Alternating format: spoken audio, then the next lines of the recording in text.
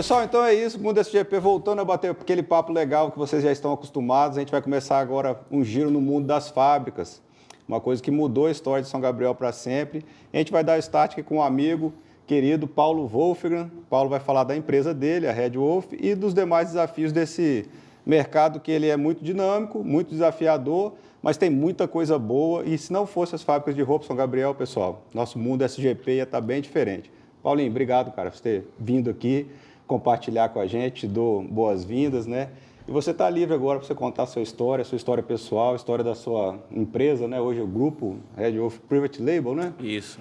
Que está fazendo tanto sucesso aí. Cara, vamos lá, vamos bater um papo legal aí. Obrigado por ter convidado e a gente está participando aqui com você. Muito bacana aqui o ambiente, o estúdio, muito legal. Parabéns aí pela iniciativa também. E a gente está muito feliz de poder estar aqui, contar um pouco aí da nossa história e bater um papo legal aí. Espero que seja bacana. Bora contar então. Paulo, vamos fazer assim, que a gente gosta de fazer uma linha do tempo, no caso do empresário, a gente sabe como é desafiador isso daí. Quem era o Paulo, vou te chamar de Paulinho, né? Claro, fica à vontade. Quem era o Paulinho, assim, 20 anos atrás, que eu acho que é mais ou menos a época que vocês começaram a engrenar? Sim. Na verdade, um pouco mais, né? Mais a ainda? empresa já tem quase 30 anos, né? Então, a gente começou lá, na época eu tinha 16 anos, né? Bem jovem. Garoto. Eu trabalhei desde os 12 já, né? Na verdade. Né? Na época, pai e mãe moravam na roça, né? E dava aquela idade ali de estudar no ginásio, né? Na roça tinha só até a 4ª série. Aí, O terreno de vocês é qual região? lá no Três Pontões. Três Pontões. Aí ficava papai e mamãe na roça e vinha para a cidade para poder estudar depois da 5ª série, né? Aí, já desde 12 anos, trabalhava meio período com meus irmãos no comércio. E já com 16 anos a gente já começou a trabalhar nesse ramo de confecção. Tem bastante tempo já.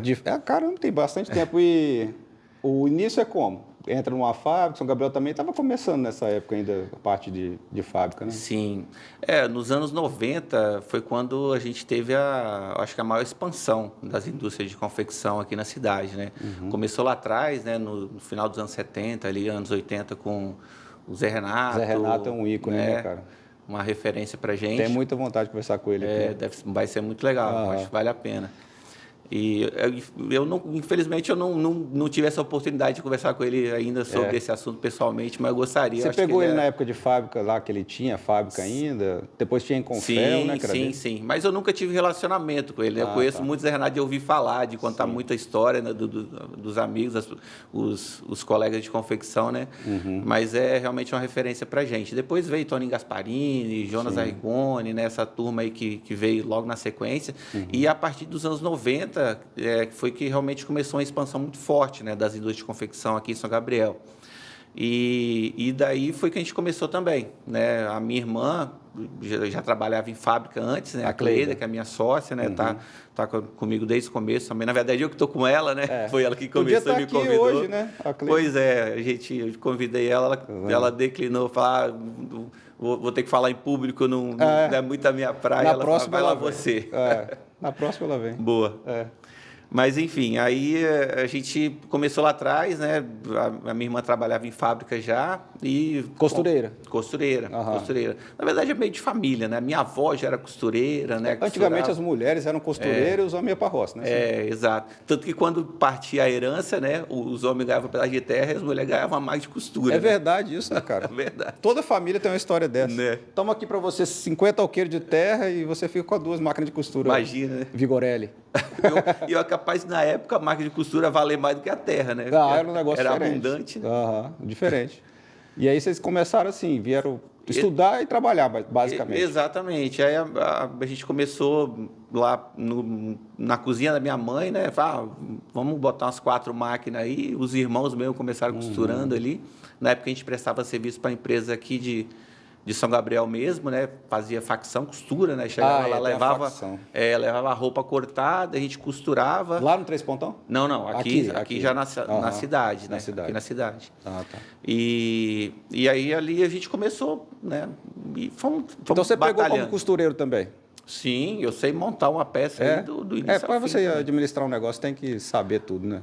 É bom. É bom. Né? Não é uma regra, né? Mas dá muito mais... Você toma melhores decisões, você fala ali com mais propriedade. Né? Até numa apresentação, hoje eu tenho uma função muito mais comercial na empresa do que operacional, mas quando você vai fazer ali uma reunião, que você vai conversar sobre produto com um cliente, né? Ou às vezes você abrir um cliente novo, quando você fala com propriedade, né? De você saber fazer o que você está propondo, né? O que você está vendendo, você dá muito mais segurança e confiança na sua fala, né? Deixa eu só fazer um contexto histórico aqui, pessoal. Essa trajetória, né, que o Paulo está contando para a gente aqui, ela se confunde com a trajetória de quase todo mundo que está na confecção em São Gabriel. São Gabriel era quase que exclusivamente agrário, né, nos anos aí 70, 80, até chegar esses vanguardistas, né, vamos dizer assim, esses caras empreendedores natos que conseguiram. Eu queria conversar com um desses para poder ter, da onde veio a ideia, né, de São Gabriel ser têxtil também. E eles mudaram São Gabriel para sempre, porque a partir da iniciativa deles, várias pessoas começaram num ramo que ia se sustentar. Nós já estamos aí por mais de 30 anos e mudando a vida das pessoas, tanto de quem empreendeu como de quem trabalha na fábrica. Sim. Então, eu acho que é muito legal você estar colocando isso, que é a história de muita gente. E tem aquela pessoa que hoje está ali trabalhando igual você estava tantos anos atrás, também pensando em empreender amanhã. Ter a marca dela, ou a facção, ou agora não vamos falar depois de private label, que eu achei bem interessante. E é isso, é bom situar até as pessoas mais jovens, né, que sempre viram São Gabriel assim, já com fábrica. Sim. Mas o mundo era bem diferente aqui. Era bem rural mesmo, era bem... E na época o emprego, né, ele era muito mais escasso do que é hoje. É né? verdade. Então, para conseguir ali um trabalho, principalmente jovens, era muito difícil. Sobretudo mulheres, né? O homem ainda tinha um trabalho mais braçal. Na época, as coisas não eram tão tecnológicas, tão automatizadas, né? Então, era muito trabalho braçal. Você tinha o comércio, lembra, tinha atacadistas aqui, né? Que vendia aqueles né, vários lojão.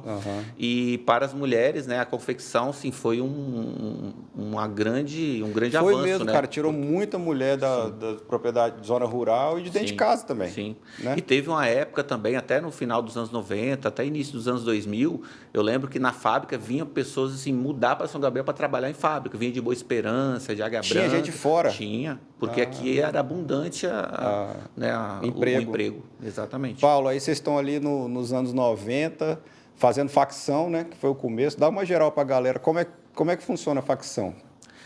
Facção é basicamente o cliente, o dono da marca, né? Ele manda lá o produto já definido, o que ele quer produzir, manda todos os insumos, manda tecido, aviamento, botão, zíper, e basicamente a fábrica ela vai montar essa peça e devolver essa peça montada, ou seja, ela vai cobrar pelo serviço de fazer a operação de montagem da peça.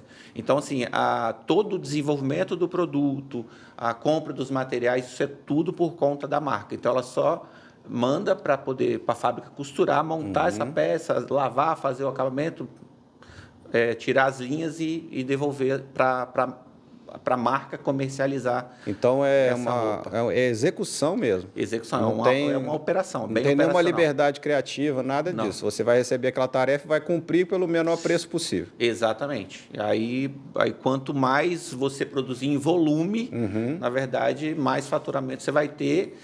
E tem uma curiosidade desse segmento, né, do setor de confecção, onde você tem uma participação, o custo a folha de pagamento, ela representa um custo muito relevante, né, na composição do que você está vendendo ali. Né? Porque imagina... A mão de obra é um gargalo. Então. Um gargalo muito grande, e por isso que às vezes esmaga muito a margem, né? Porque a mão de obra são seres humanos. Sim. Então a produtividade ela é muito de pessoa para pessoa. Né? Se você tem uma máquina ali que essa máquina faz X peças por hora, beleza, você vai vender aquilo contando com aquele custo. Mas se você tem 100 funcionários, isso é relativo. Às vezes 100 funcionários vai ter uma produtividade, às vezes 150, dependendo do nível, né, de produção daquelas pessoas, vai produzir menos que 100. Né? Então, isso representa um custo muito alto na empresa. E por isso que isso cria um problema, porque a margem apertada, qualquer sazonalidade, imagina, você trabalhou 10 meses lá com a produção no alto. Se você tem um mês que falta serviço na fábrica... Vamos dar um exemplo o seu lucro foi todo embora naquele mês que você teve que pagar os trabalhadores porque não tinha demanda, aí produziu pouquinho ou nem produziu, e aí o custo continuou, né? Todo que trabalha com margem apertada é bem assim, ferro e fogo, né? Bem... Sim. Você trabalha no limite o tempo todinho. Sim. E a facção é isso. Tanto é que muitas vezes a pessoa não dá certo, né? Com facção. Exatamente. Não é fácil. E a gente vê muita história, né, de empresas grandes, né, que quebraram porque teve, às vezes, você fica refém de um cliente só. Tem um cliente, aí o cliente deu um problema e parou de pagar, parou de mandar o serviço. A empresa depende daquilo, às vezes vai quebrar, não vai conseguir honrar com a E a com mão o de pagamento. obra evade também? Igual tem esse negócio na área de fábrica de empanhar café, a galera sumir em junho, julho ou não tem? Demais. Tem também? A gente sofre bastante. Apesar de carteira assinada, tudo, vocês são tudo legal, né? Sim. Mas a galera vai ainda. Vai, cara, sim. Pois é, e vê mata a relatos. fábrica que está com a margem apertada ali, porque você tinha uma expectativa, você tem um compromisso, tem um contrato, você tem que cumprir, não é assim? Sim. A gente tem relatos aí de empresas que perderam 14, 15 funcionários, assim, num espectro de 50 funcionários, perderam 14, 15.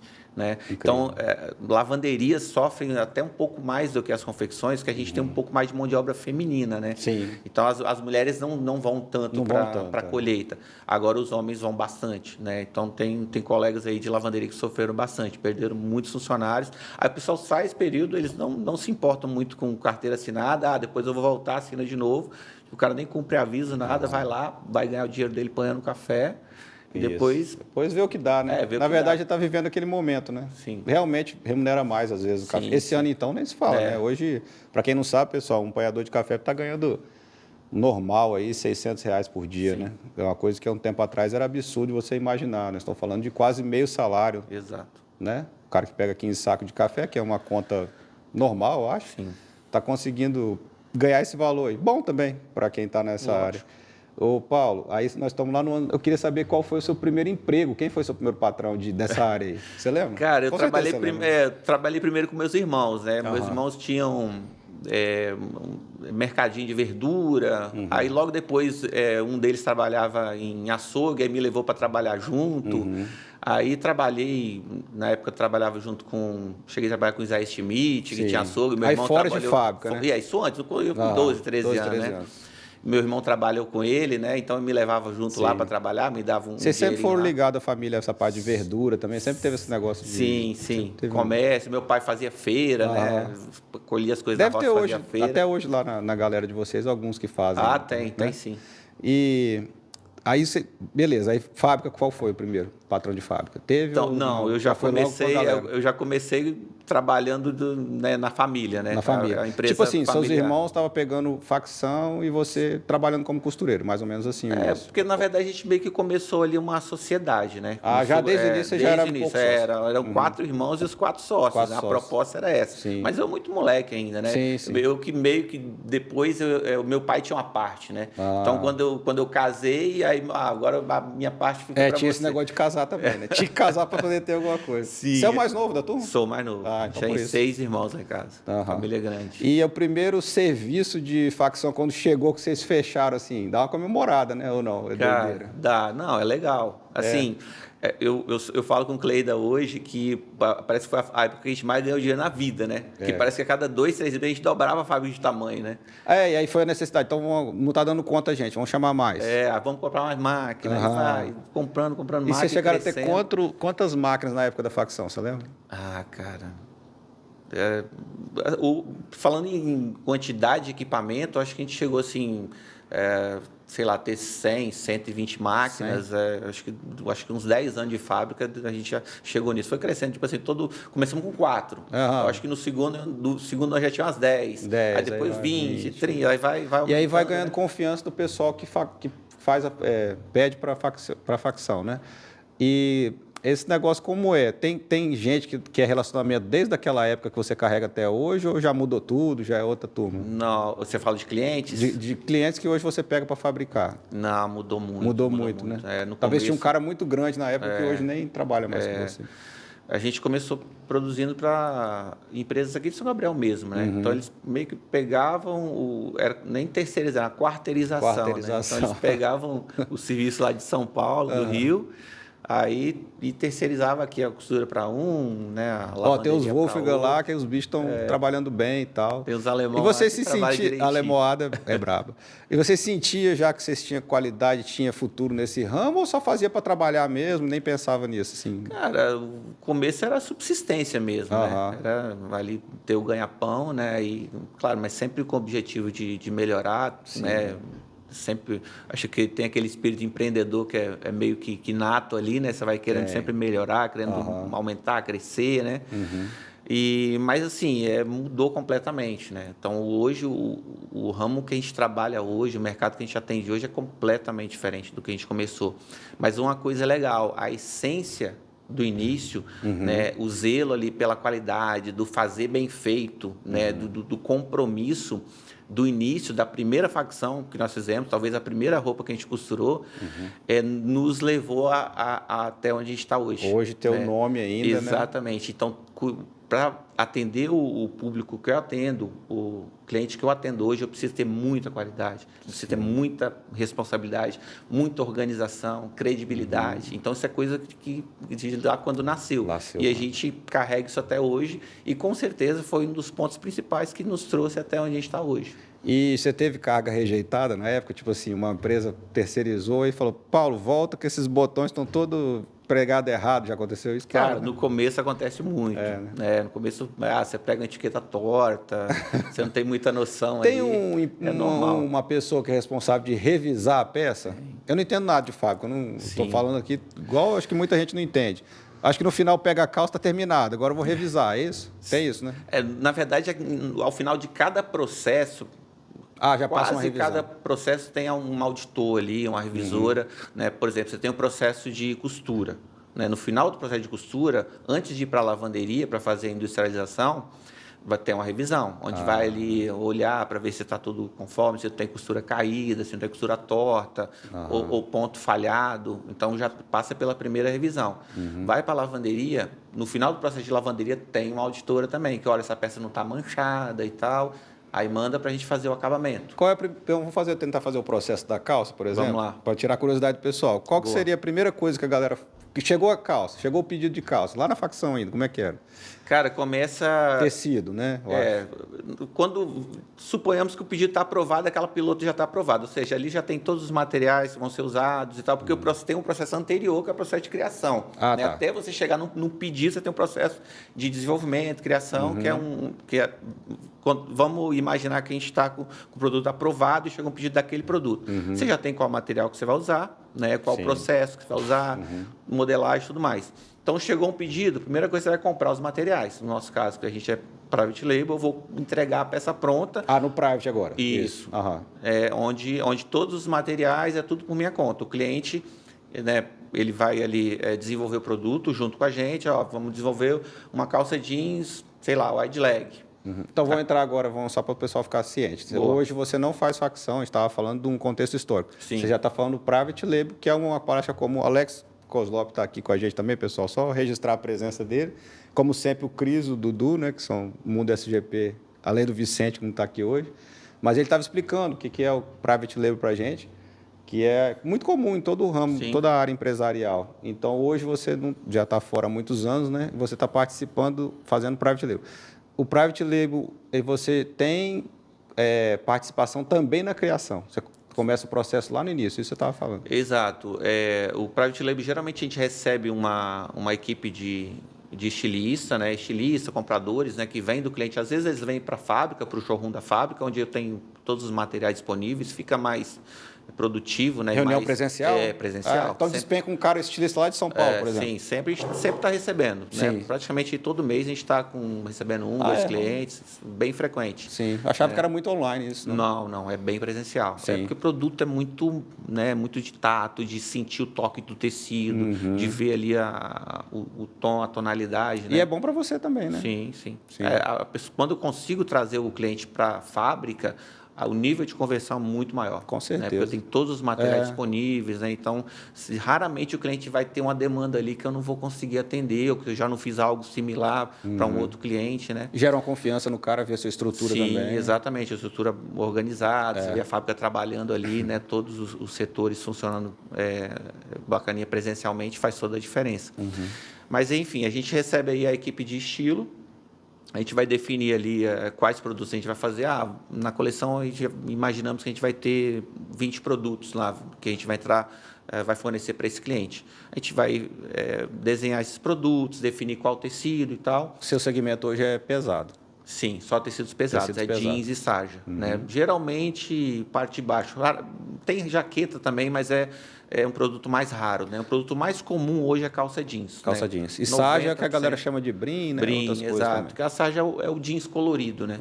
Né? Sim, sim. Tem o jeans azul, que é o jeans lavado. Azul, às vezes, né? É mais claro, mais escuro, e a sarja, que é o colorido. Mas aí sempre... tem vários processos de lavagem também desse jeans, dessa sarja. Exatamente. Tudo é processado em lavanderia industrial. A lavanderia é parceiro de vocês, então? Sim. Você já pensou também em ter lavanderia ou não? Ou já tiveram, talvez, não sei. Não, a gente não teve. A lavanderia, assim, eu não cogitei ainda porque é um segmento diferente. Né? A partir do momento que você tem uma lavanderia, você precisa ter uma demanda grande, porque o custo ele é muito alto, né? A estrutura é muito grande. Né? Então, não faz sentido para o tamanho da minha produção eu ter uma lavanderia própria. Entendi. Né? Então, hoje a lavanderia, né, para viabilizar, aí precisa lavar pelo menos aí 50, 60 mil peças mês. Hoje a nossa produção está em torno de 25, não compensa. 30 mil. Melhor você terceirizar. É melhor eu ser um bom cliente de uma lavanderia boa. Né? E São Gabriel é um polo, né, de lavanderia. Sim. Tem várias boas aí. Tem pelo menos umas 3 lavanderias muito boas. Pois está dentro de casa, bem bom para você. E é uma preocupação a menos, né? Então, vou cuidar de outras coisas. A vantagem, cara. Acho que só deu certo por causa dessa parceria aí. Sim, total. A gente é muito parceiro lá do Gabriel, não Seville. Um abraço aí pro Gabriel. Parceirão. É o Seville? Isso. Sim. Na verdade, a gente tem parceria com todas, né? Mas a gente tem um trabalho muito, muito forte e muito focado com o Gabriel de algum tempo para cá. O Gabriel abraçou a causa junto com a gente lá também. Não é fácil fornecer para grandes marcas, né? A exigência é muito grande, né? Então, o padrão de qualidade é altíssimo. Né? Eles rejeitam muito qualquer errinho. Sim, não dá. Qualquer erro é devolução, é desconto, né? Então, a gente não pode correr o risco de não entregar um produto. Faz parte da excelência, né, Paulo? Toda empresa que trabalha com excelência é exigente mesmo. Sim, verdade. Aí tem o processo criativo, a gente estava no processo criativo pulando para a lavanderia. Faz parte também. Faz parte, então, ali a gente desenvolveu a coleção com os estilistas, a gente vai fazer um protótipo, né, que a gente chama de peça piloto. Eu achei legal demais, cara, vocês terem moral de falar com o estilista. Eu achei que o estilista era um cara meio, né, fodão, assim, eu quero fazer essa peça desse jeito e ninguém apita na minha peça. Mas você pode discutir até questão de preço, muita coisa com ele, né? Eles são maleáveis, né? São. A maioria, sim. A maioria, sim. Geralmente, os estilistas de marcas mais comerciais, né, são mais flexíveis. Os estilistas de marcas mais autorais, né, aí são mais conceituais, né, já são mais assim fechados, né. Querem a criatividade deles prevaleça. São mais exigentes nesse ponto. No jeans não tem muito disso, na verdade. Também, né? Porque o jeans ele é muito básico, então não tem muito o que você ficar inventando, né. Uma tendência ou outra, mas o jeans comercial, o jeans que vende, cara, é o jeans básico, né? O que 99% da população consome. Quer usar no dia a dia mesmo. Exatamente. Combina com qualquer coisa e vamos embora. Total. É uma peça muito versátil no guarda-roupa de todo mundo. Eu gosto muito do jeans. Por isso que a gente produz tanto, né? O Brasil Meu amigo tá falando que eu tô usando só calça agora ultimamente, né? Tá falando que eu tô esperando o arrebatamento. Só fico de calça jeans o dia todo. Boa. O Dedé não presta. Hein, Paulo? Aí participou, beleza. Aí saiu da criação. Criamos o produto, aprovou, aí o cliente vai passar um pedido daquele produto. Chegou na fábrica o pedido com aquela referência que já está desenvolvida, a gente já sabe quais os materiais que vão usar, aí vai primeiro para o setor de compras, né, vai providenciar a compra de todos os materiais, chegou os materiais, aí vai começar Quem é o processo. Setor? Você quer ir falando dos funcionários? Acho legal, claro, né? Quem é o setor de compras lá? Setor de compras é Carol. Carol, a mulher do rato. Mulher do Rato? Gente boníssima. Não acredito. Muito competente. Nossa, gente boa demais. Na verdade, minha equipe toda é muito competente. Rato é meu professor favorito, professor de física. Boa. Meu amigão. E aí, então a Carol vai lá e compra. Vamos comprar. Então, Paulo, isso para fazer esse pedido dessas coisas. É isso aí. A Carol recebe o pedido do cliente e já faz a compra. Aí chegou os insumos, aí vai lá para o PCP, aí vai para a Alexandra, que é a nossa líder lá do PCP, ela vai fazer o planejamento. PCP vai fazer é o quê? Não sei. Programação e controle de produção. Ah, tá. Fazer todo o planejamento do processo produtivo, né? Sim. E fazer com que cada setor execute a sua parte em conformidade e no tempo também previsto. Então Aí faz todo esse planejamento, esse Entendi. controle. E feito isso, liberou a produção. O PCP, ao definir a sequência de produção, vai para o setor de modelagem, né? Aí a equipe de modelagem vai fazer ali a ampliação, os acertos necessários. Esse aí que é o tal do corte, não? Onde é o antes corte? do corte. Tá. Isso, a modelagem vai fazer a ampliação, definir quais os tamanhos se vão cortar, 36, 38, 40. Até a grade. A grade, exatamente. Isso aí. Isso vai para uma plotter, né, para uma impressora gigante lá. Vocês têm lá. Que a gente tem lá, vai imprimir esse risco e aí sim vai para o corte. Aí vai lá para o corte vai separar o tecido. Eu achava legal, na época o pessoal falava que eu trabalho no corte. Eu não sabia o que era, o que é o corte, né? Mas depois um dia eu visitei um salão, depois a gente vai chegar nesse assunto de como era antes, como é hoje, né? Aí tinha lá umas mesas gigantes, né? Os caras tudo cortando. Sim. E o corte é o primeiro processo operacional, né? É importante, né? É muito importante. Inclusive agora a gente comprou um equipamento, né? Uma mesa de corte automatizada, equipamento muito moderno, né? Muito legal. É tudo caro, Paulo, as coisas, caro, né? Muito caro. É o custo do Brasil, tudo né? que virou maquinário, virou uma coisa de um trator agrícola hoje é uma coisa... Se a gente está falando de mais de 500 mil reais. Aí, mas é um absurdo, né? Porque é um equipamento que lá fora custa 500 mil, aqui custa 1 milhão. Tudo né? é mais difícil. Tudo mais caro, mais difícil, logística, imposto, né? Infelizmente é o custo do Brasil. A gente deixa de ser competitivo por essas coisas, né? Deixa de empreender, às vezes. Total. Ou ampliar um negócio, ou às vezes até empreender em outro ramo, né? Porque a gente faz conta. Máquina mesmo que a gente comprou agora, cara, eu fiquei 3 anos fazendo assim.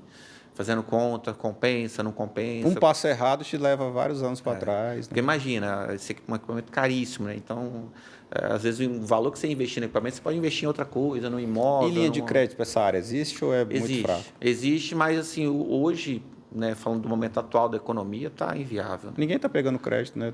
Muito caro. Taxa de juros 15, né? Selic. Sim. Para equipamentos, assim, até que não é uma taxa muito alta, comparado aí, sei lá, imagina uma antecipação de título hoje está mais alta ainda, né? Mas mesmo assim, equipamento aí está em torno de 1,3 aí. É pesado, né? Não é subsidiado, né? Às vezes o agro ainda tem alguma vantagem. O agro tem subsídio, né? Tem.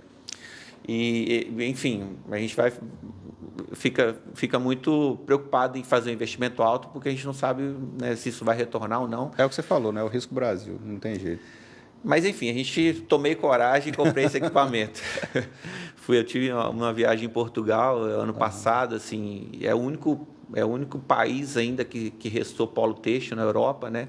E Portugal, os outros países baniram? Não consegue, não acompanha, né? Não tem mais mão de obra, né? Foi para onde muito têxtil? É para África? Tem têxtil na África? Norte da África, Marrocos. Aqui na América?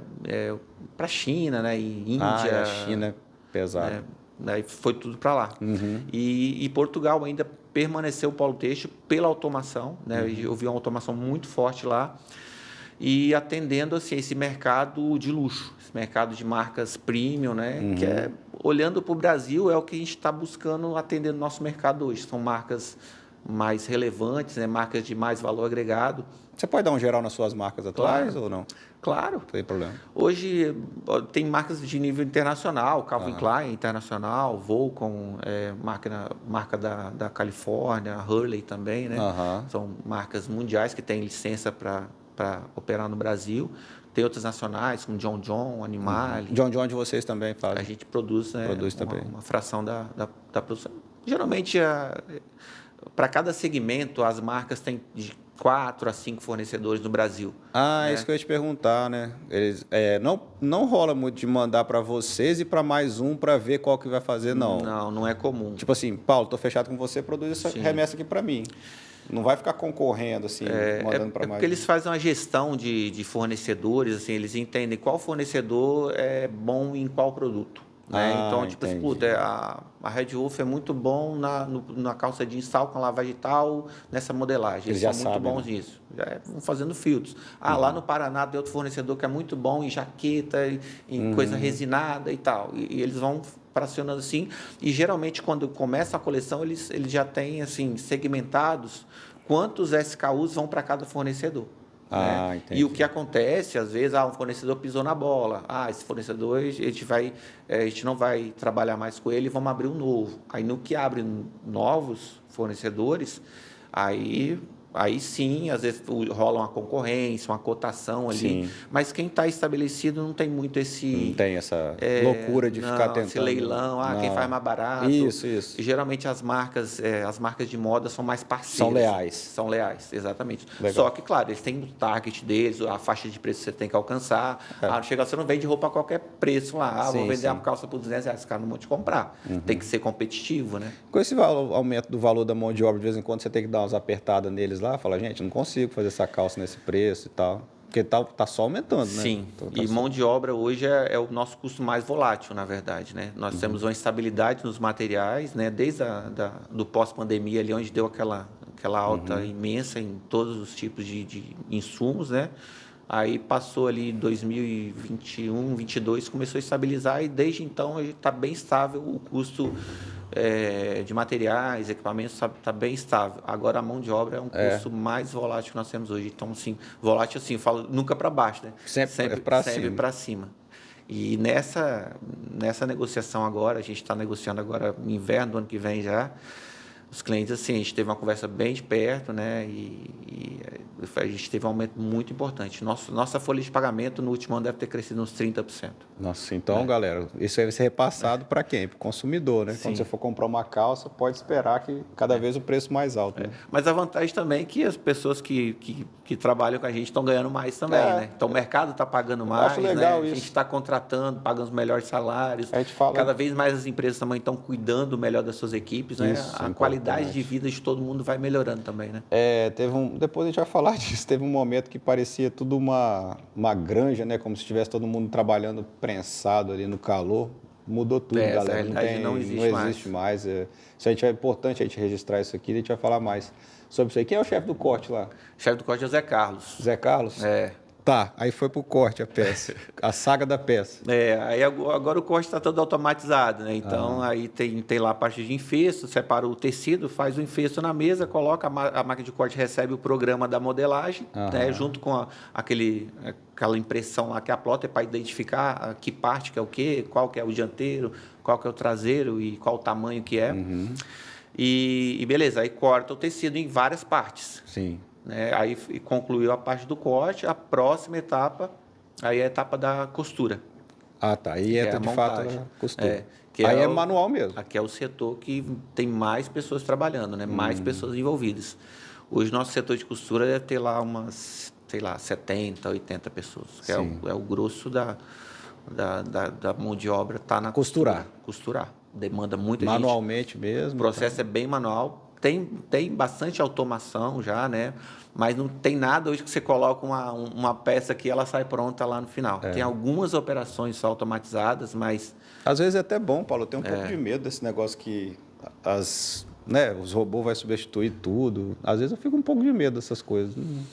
Cara, eu acho que para costura, né, a parte de montagem... Tem o toque, né? É bem difícil, porque a gente vê impressoras 3D, né? A gente teve na feira também agora, que a gente participou, junto com o pessoal... Você viaja muito, né, cara? Viajo bastante. Junto com o pessoal da Federação das Indústrias aqui do estado, a gente conseguiu um subsídio, a gente conseguiu visitar a Semana de Moda de Londres e de Milão. Legal. Então, a gente foi lá, viu impressora 3D e tal. Mas para tecido, né, para confecção, eu acho que isso é uma realidade bem longe. Né? Não digo que não possa ter. Bom que as costureiras ainda vão ter valor Na delas. calça jeans, certamente, eu acho que nos próximos 10, 20 anos, certamente, acho que não. E você trabalha com um salão só ou mais de um na fábrica? A gente tem, de costura, tem 2 salões. Né? Tem um salão maior que faz todo o processo. Aí tem uma chefe em cada salão? Tem 2 chefes. Quem são? Tem a Silvana, que é a chefe do salão né, o salão maior, e tem a Paula, que é a chefe do salão menor, que faz as preparações, os mostruários, as coisas mais trabalhadas. Antigamente era um status chegar no ser chefe de salão, é ainda, eu acho, né? A pessoa conseguir chegar a ser a chefe daquele lugar ali. Eu lembro que a pessoa falava com orgulho, eu sou chefe de salão. Não, é legal. Eu acho que quem tem perfil de liderança gosta, né? Eu acho que, assim, as pessoas têm que gostar de gente, né? E essa questão... Bastante dor de cabeça também, né? Muita. Porque tem o atestado, né? Rola o atestado ainda? Demais. Atestado da segunda-feira, da sexta-feira. Verdade. Ainda tem isso ainda. Tem. E o chefe de salão ali, ele tem que... Ele vai te ligar. Às vezes faltou um, ele tem que suprir aquilo, a produção não pode deixar de acontecer, né? Aí a Silvana te liga, Paulo, faltou 3. Isso não está muito, tá mais com o RH. Eu acho que a Cleida sofre um pouco mais com isso. É a Cleida que sofre com isso? Está mais perto da função dela, né? Mas tem a Regina também, que cuida do RH lá, que né, que está lá para poder ajudar, né, dar assistência nessa questão da equipe, né? Mas o chefe de salão, ele precisa ser psicólogo, tem hora, né? Tem que pessoas chegam ali com um problema em casa, né? E tem que ter são seres humanos, certo dom ali para liderança. Exatamente. Né? Tem que ter um dom para liderança, tem que gostar do que faz. Aí cortou, acabou, tá pronto. Cortou, costurou. Cortou não, costurou, acabou. Quem dera, está na metade do Tem processo. muita coisa ainda. Muito. Aí já passou na mão de umas 100 pessoas já, né? Muito trabalho, né? Está no final da costura. Aí vai para a lavanderia, né? Aí sai dentro da fábrica, né? A gente manda para a lavanderia, né? Vai fazer o processo industrial, que é onde sai aquele jeans lá feio, todo... Ninguém bruto, diz que vai virar uma calça. Aí chega uma calça bonita, clarinha, às vezes, né, um azul diferente, né, que é o jeans que a gente usa, né, que todo mundo vê. Isso é o processo de lavanderia que faz essa transformação. Sim. Feito o processo de lavanderia, retorna para a fábrica para fazer o acabamento. Ali a gente vai colocar botão, colocar etiqueta, colocar aqueles tags, né, com a marca, aquele que passa o cinto essa hora também? Como é que chama aquilo? Onde passa o cinto, que tem um negócio? O passante? Não, isso aí já na costura, já está feito. Ali a gente vai só colocar os acessórios, digamos assim, né? A parte final, aí você vai revisar a peça. Botão é caro, né, às vezes? Caro. Ninguém sabe disso, mas botão é uma coisa cara. Um amigo meu uma vez estava comprando um botão, fiquei assustado. Praga esse preço todo num botão? Tal. Tem botão, depende também, né? Tem botão mais barato, depende do material, depende do formato. Quais são as coisas mais caras, Paulo? O tecido em si, lógico, mão de obra, e depois aviamentos, essas... Aviamento... acho que tecido em primeiro lugar, aí depois mão de obra de costura, né? Aí tem lá na fábrica eu tenho tudo setorizado, né? Eu tenho o custo de cada setor. Quando eu vou fazer ali a composição de custo da peça, eu divido por setor. Tá. Aí costura representa um custo importante, lavanderia talvez seja o segundo, né? Bem pesado. Aí vem aviamento, a peça de aviamento ali, de botão, essas coisas, vai estar uns 8, 10 reais por aí. O custo de uma calça, assim, falando por alto, você tem como falar para a galera aí? Cara, eu tenho como falar do meu perfil de produto, né? Porque é muito relativo isso. Você pode usar de vários tipos de tecido. Né? Na verdade, tem, por exemplo, dependendo da fábrica que vai produzir, ela tem um custo menor, às vezes não tem tanta exigência de qualidade, logo ela tem mais produtividade, né? Mas lá, falando da nossa realidade, hoje o meu produto mais barato, falando de calça jeans, eu tenho a minha calça de entrada, acho que é uns R$80. Já sai dali com 80? Eu vendo para o meu cliente 80, mas entrego pronto, né? Pronto para ser comercializado. É que você tem o varejo também? Não. Não tem loja, não? Não. Só o sob encomenda, né? O private label. Sim. Então, hoje, eu vou faturar uma peça para o meu cliente entre 80 e 120. Aí depois ele vai se virar para vender ela por R$1.000 para gente. Exatamente. Faz parte do jogo. Marca tudo, né, Alex? Mas isso engloba várias coisas, né? Então, por exemplo, meu custo de operação não é só uma costura, não é só uma lavanderia. Por exemplo, hoje eu tenho 3 certificações na empresa. Né? Dessas 3, tem essa parte de certificações, né? Exato, que custa caro pra caramba. Não adianta o cara gostar da ideia e abrir amanhã uma fábrica, né? Ele vai ter que passar por um longo processo. Sim, e é processo, e você não faz uma vez, Sim. Você faz sempre, né? Então, tem que ficar se atualizando naquilo ali. Exatamente. Então, eu tenho auditoria praticamente todo mês na empresa. Selo, tem negócio de selo igual na agricultura? Tem um selo ABVTEX, que é um selo da indústria do varejo têxtil do Brasil, e tem mais 2 certificações internacionais, né? Que é a ABCI, que cuida de algodão sustentável, né, que ele rastreia toda a cadeia produtiva do algodão. Sim. E tem a IG, que é também um selo de questões ambientais, né, onde cada ano eu tenho a meta ali de redução de consumo de energia, de descarte de resíduo, né? Então, essas certificações, todo ano tem vários controles que eu tenho que fazer. Vem o auditor, tem que prestar relatório de tudo, ele fiscaliza todas as instalações. Aí te dá o selo por mais um período. Por mais um período. Fora Legal. os clientes, né? Que os clientes também, as grandes marcas, têm as auditorias próprias. Ah, né? chega de supetão na fábrica? Sempre Deixa eu ver se esse cara está escravizando as pessoas. Igual o chinês, você viu na Bahia? Sim. Rolou uma escravidão lá de fábrica. Blusinha, né? Acho que estava fazendo. Teve um negócio sério lá esses dias. Teve até prisão. Cara, Camaçari. acontece muito, assim, é o mercado informal, mas assim, essas marcas que elas têm uma visibilidade maior, elas cuidam muito dessa parte. Né? E você vê, assim, tem muitos clientes, eu percebo que é uma coisa de fato, não é uma coisa só para, vamos fazer para cumprir uma tabela. De fato, eles se preocupam. É real. Real, com questão... Bom você falar isso, cara. Vamos preservar, vamos ter menos descarte, vamos fazer vamos cuidar das pessoas. Né? Porque na agricultura, cara, foi legal você falar esse ponto aí, na agricultura rola muito me engana que eu gosto, tá? E é triste isso. Existem as regras, o produtor às vezes sabe que ele tem que cumprir as regras, mas ele não cumpre. Então, e tem o selo porque não tem fiscalização, né? E tem o selo porque não tem fiscalização. Tem o selo, mas não é igual você está dizendo aí, que é auditado e tudo mais. Surpresa, chegar com uma blitz ali e ver se o cara está cumprindo aquilo ali. Sim. Então, a galera deita e rola. Isso é um pouco...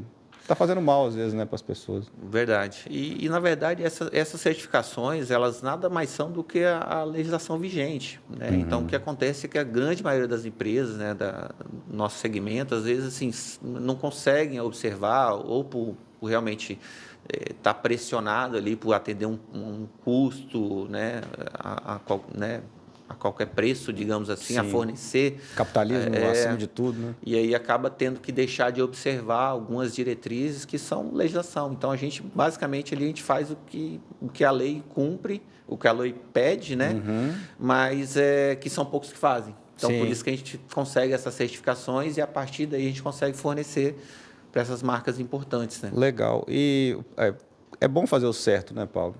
Outra coisa, como que estabelece uma ponte, assim, eu acho glamouroso você fabricar para essas marcas todas que você falou aí, Calvin Klein e tal. Como é que chega essa ponte? Como você conheceu essas pessoas? Como que chega até você? Um cara aqui de São Gabriel tão longe, né, de um centro onde as pessoas vivem, e você conseguiu ser o cara que vai fabricar para eles. Não só você, outros também, mas nós estamos falando... Cara, é muita porta na cara, né? É muita insistência, tem muita tentativa, é muita piloto que você manda sem certeza nenhuma, vou mandar uns pilotos, vai que o estilista gosta, e até que aparece ali uma oportunidade, que alguém que conhece alguém que falou de você e te dá uma oportunidade, você vai abrir a porta. Nas viagens também você consegue alguma coisa? Sim, não? sim. Existe um negócio de beber com o cara? Vou beber com o cara lá não sei aonde, vai que dá certo. Cara, cada vez menos. Antigamente, né, sei lá, há uns 15, 20 anos atrás, o relacionamento, fazia toda a diferença, às vezes, em se abrir um cliente ou não. Tinha até uma prática até, né, duvidosa, do cara vou mandar uns presentinhos para fulano e ficando, para ver se ele me dá a oportunidade. Né? Então, hoje isso mudou bastante. Pelo menos as marcas sérias, né? Tá profissional. Muito profissional, muito, muito. Então, não tem nada disso, de você pagar a bola para alguém, te colocar em alguma marca, não tem nada disso. Né? É muito profissional e até não se sustenta também, né? Porque se a empresa não tiver a qualificação necessária, né? Conseguir atender bem a marca, ela vai, às vezes, até abrir uma porta, mas não vai permanecer. Sim, né? Logo. Então, isso é uma coisa que a gente cuida muito. Quando a gente abre a porta, a gente tenta não deixar ela fechar. Né? Então, cuidar bem do produto, atender bem o cliente. Né? É raro vocês perderem clientes, então? Cara, é bem raro. Por questão de erro nosso, por questão de não ter competência para atender, é bem difícil. Pode acontecer, porque às vezes o cliente ele cria uma expectativa, ou às vezes o produto que ele tem oportunidade de terceirizar naquele momento não é o produto que você faz melhor. Te encaixa com você. Exato. Não é Aí o cara. A gente vai lá, às vezes a gente vai fazer uma tentativa. Entendi. Mas às vezes nem sempre a gente vai conseguir atender a expectativa do cliente. Acontece. É raro, mas acontece. A gente tenta, hoje, né, a gente, com mais experiência, a gente tenta ser um pouco mais seletivo, né, até na própria prospecção. Então, se é um cliente que eu vejo que vou ter dificuldade para atender, eu corro um risco importante de não conseguir atender a expectativa dele, eu prefiro não abrir. Prefiro me preparar melhor para não queimar. Você não está ali catando tudo que vem para depois tentar ver se passa, não. E eu já fiz muito isso. Eu imagino. Quando você está começando, né, você vai tirando para tudo e quanto é lado. E nisso, alguns dão certo, outros dão errado. Mas eu te falo assim, de coisas lá de trás que às vezes a gente não atendeu bem, a gente carrega, às vezes, um resquício até hoje, ali, uma resma, puta, mas lá te deu oportunidade, você não foi tão legal. Tem cara que ainda vingativo ainda até hoje. Não é vingativo, cara, mas o cara fica, tem aquela impressão, a primeira impressão que fica. Eu mudei, na época eu era só um iniciante. Pois é. Mas, assim, a gente vai superando. Hoje nós temos outros pontos muito fortes, né? A própria carteira de cliente que a gente tem hoje né, é uma carteira de cliente muito relevante. Então, às vezes, você vai lá bater na porta de um cliente novo, você fala os clientes que você atende, então você já... o cara já te olha diferente, já te dá uma abertura melhor, né? Então, isso tudo é com o tempo. Know-how, experiência, moral, né? Que você vai constituindo. Exatamente. Paulo, tem calote também nesse ramo, não? Imagino tem bastante. Que não tem. Tem? bastante. Chega ao ponto de alguém te encomendar um serviço, depois não querer pagar certinho e tal? Cara, acontece. Sério? Acontece. Graças a Deus com a gente, assim, eu não posso reclamar porque não aconteceu muito, né? E, assim, os calotes que a gente tomou não foram calotes grandes, né? Então, é difícil quando às vezes você está lá concentrado 30%, 40%, 50% do seu faturamento, depender de um cliente, o cara te dá um calote. Né? Nesse segmento nosso para você quebra. Sim. Né? Cliente importante. Você coloca tudo na frente, imagina. Às vezes o cliente manda um pedido lá de R$1 milhão. Sim. Aí você faz tudo, coloca, produz, entrega para o cara, botou tudo na frente. Você não tem, porque você está na mão do cara e vai faturar para 90 dias. Sim. Se o cara não te paga, imagina. Né? Só que hoje tem meios, né? Não vou faturar um pedido de R$1 milhão para um cara que eu não conheço, para um cara que eu vou lá fazer uma pesquisa de SPC Serasa, o cara está com vários apontamentos. Mas é porque você está num momento da empresa muito bom, que você pode olhar isso, né? Igual você falou, no início você às vezes pega o que vem naquela ânsia, naquela coisa de... É a questão do... Mas no início eu acho que foi sorte, mas foi Deus que nos ajudou, que colocou pessoas boas no nosso caminho, clientes bons que não nos deram calote, né? Sim. Porque assim, a gente tem vários colegas aí que tomaram calotes grandes, né? E que realmente comprometeram aí a saúde da empresa. Sim, mas faz parte. Paulo, se eu perguntar a você, eu quero falar dessa parte de o que como é que chama? Estereótipo de fábrica, que é sirene. Eu quero saber que as coisas que existem ainda e que não existem mais. Sirene, lugar apertado, calor, que é mais ônibus, que rolava muito ônibus carregando o pessoal na época. Terminou o expediente, todo mundo na rua ao mesmo tempo, isso aí eu vejo ainda, né? Todo mundo monta na motinha e sai correndo. O que mudou muito assim dessa parte de trabalhar em fábrica da época que vocês começaram, né? E muitas pessoas, para hoje? E como melhorar essa ideia de que o cara está numa fábrica, ele não está bem? É uma coisa que às vezes eu não entendo, me deixa um pouco triste, porque durante um tempo foi muito legal, todo mundo falava com muito orgulho de trabalhar em fábrica, depois mudou, já falava assim, estou na fábrica um pouco triste, eu olho muito essas coisas. E o que de uma forma geral mudou para a gente poder dizer assim, a gente tem que vencer essa parte e a fábrica ter um lugar, ser um local da pessoa falar, eu trabalho no fábrica, faço porque eu sei que a remuneração é boa. Sim. Eu faço tal atividade com orgulho. Sim. Vamos falar um pouquinho disso. O ambiente de trabalho mudou completamente, né? Eu vou falar do nosso caso. A gente sabe que tem, às vezes, algumas fábricas menores ainda, né? Às vezes, empresas mais familiares, que estão mais no começo ainda, né? Que ainda trabalham ali no ambiente um pouco menos organizado, né? Mas o nosso caso, assim, como a gente começou lá na cozinha da minha mãe, com instalação, fio pendurado, correndo o risco de um curto-circuito ali, calor, né? Às vezes um ventiladorzinho lá rodando, ventilando. Só ventando a hélice. Isso mudou muito, né? Mudou muito. Hoje, assim, as fábricas, né, são todas climatizadas. Todas não, né? As fábricas mais organizadas são climatizadas. Vocês lá, os setores de vocês são todos climatizados? Todos climatizados, né? No início do ano, agora, a gente conseguiu climatizar todos os setores, né? Cadeira, cara, eu lembro que era umas cadeiras brabas, a pessoa sentar, até de madeira. Sim, cadeira ergométrica, né? A gente... tem toda uma adaptação, né?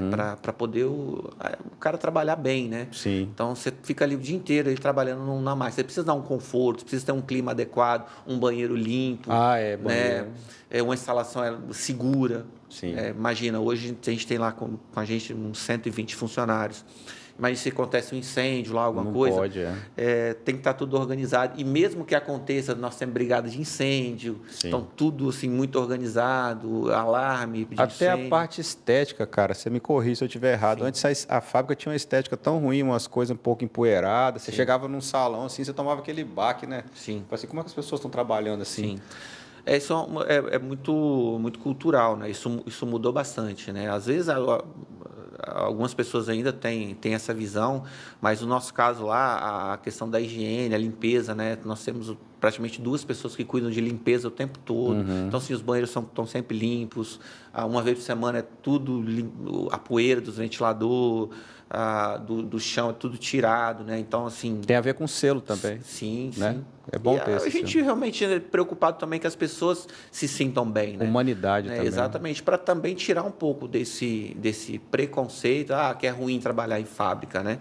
Cara. E não é, cara, é muito bom, né? É porque às vezes é perfil, às vezes uma pessoa que é muito comunicativa, ela quer estar livre, andando, às vezes não é o perfil para trabalhar na fábrica. Normal porque fábrica, às vezes você está ali, você vai fazer uma operação, né, que você vai ter ali um ambiente confortável para trabalhar, né, vai trabalhar, né, não vai sair no sol, na rua, né, você vai não trabalhar aos sábados. Não trabalha no sábado, você tem o horário certinho para começar, para terminar, né, então tem o horário de almoço. Geralmente as pessoas procuram trabalhar perto de casa. Estabilidade, né? Que você não vai ser mandado embora do nada. Exatamente. Então, isso cada vez, as fábricas que permaneceram hoje em São Gabriel são fábricas organizadas, fábricas que, né, não pagam certinho em dia, né? A nossa fábrica também sempre cuidou a vida toda, não é de hoje isso, né? Mas hoje, mais do que nunca, deu o dia certinho do pagamento, tem que estar todas as obrigações trabalhistas, né? E isso é uma coisa que é primordial.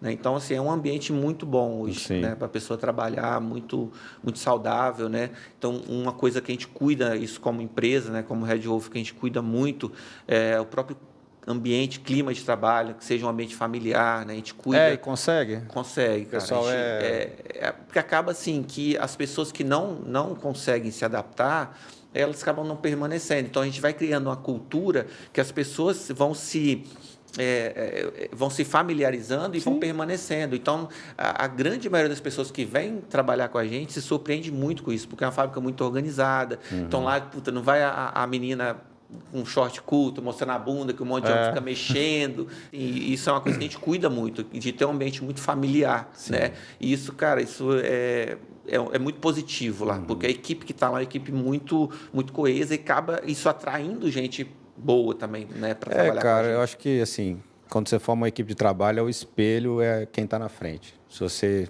é assim, se você é organizado, ou o contrário, a equipe vai toda nesse sentido. Sim. Cria uma filosofia de trabalho, eu acho.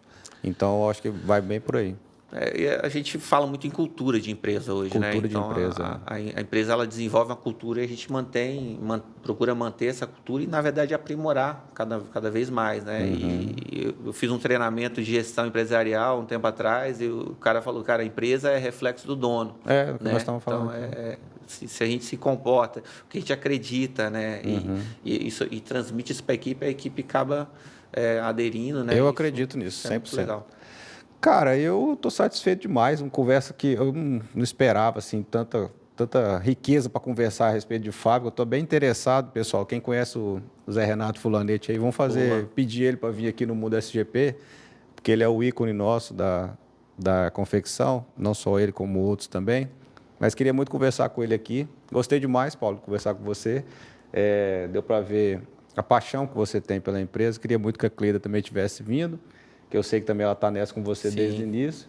E, cara, é isso aí. Empreender no Brasil, quem consegue superar essa primeira parte aí, que você sabe que uma porcentagem alta das empresas fecham, né, logo nos primeiros anos de constituição, depois colhe os frutos, né? E fiquei muito feliz em saber que os selos foram levados a sério, que a sua empresa ela é organizada dentro de um contexto onde o funcionário também é respeitado. E queria te dar parabéns por isso daí, cara. É muito bom. São Gabriel é demais, assim. A gente precisa... O Bernard Pino esteve aqui esses dias, falou que a gente precisa mais acreditar na gente. Sim. E eu acho que é bem por aí mesmo. A gente tem muita gente fazendo coisa boa e fazendo diferença, né? E aí, se você quiser falar alguma coisa assim do contexto geral para alguém também, de repente, do seu trabalho. Não, eu acho que São Gabriel tem um potencial enorme, assim. Eu tenho andado bastante ultimamente, tenho viajado bastante, né? E é onde a gente vai, às vezes a gente realmente não vê o potencial que a gente tem, né? Às vezes a gente fica muito aqui fechado no mundinho aqui, mas assim, a gente tem pessoas extraordinárias aqui, né? A equipe que a gente tem lá também na fábrica é uma equipe espetacular, e quando a gente vai lá para fora, você vê como que as pessoas valorizam isso, né? Então isso é um diferencial enorme que a gente tem, né? E a gente não faz nada sozinho, né? Então a equipe para a gente é o nosso negócio, né? Eu sempre falo lá na fábrica que a fábrica não é minha, né? Da Cleida, né? A fábrica é de todo mundo que trabalha ali, né? E tá ali que a gente ganha o nosso sustento. E quanto mais a gente consegue evoluir, né, como profissional, a gente consegue também ganhar mais estabilidade, né? A empresa fica mais estável, isso garante que as pessoas que trabalham com a gente também tenham estabilidade, né? E é isso. Obrigado aí pelo papo. Foi bom demais, cara. Espero que você tenha gostado, espero que o pessoal goste também. O pessoal vai gostar muito, vai curtir os cortes depois. O pessoal queria também registrar, né, nossos patrocinadores. Hoje a gente está com o Silmar da Silva, também popularmente conhecido como Grilo, meu cunhado. Se você estiver precisando de algum serviço de quiropraxia, né, ele está aí, fez os cursos devidos da profissão, está fazendo massagem, está fazendo muito sucesso nesse mundo aí de massagem. Eu mesmo, às vezes, vou lá para corrigir a coluninha, né, que você sabe que a gente dói um pouquinho às vezes, né? Então, se você estiver precisando de serviço de quiropraxia, procura o Grilo, Silmar da Silva. Não costumo chamar ele de Silmar de jeito nenhum. E a Red Wolf esteve aqui hoje, a gente está começando a caminhar pelo mundo das fábricas, já tem uma outra entrevista que não é necessariamente fábrica, mas já está agendada aqui com alguém do marketing, bem próximo aí. Segue o Mundo SGP nas redes sociais, acompanha a gente está valorizando as pessoas de São Gabriel. O Mundo SGP não é só o Patrick que fica aqui na frente da câmera, tem registrado também o Vicente, o Cris e o Dudu, fora a galera que vem sempre assistir as entrevistas e depois está sempre curtindo a gente. Então foi isso, obrigado pessoal, até o próximo vídeo.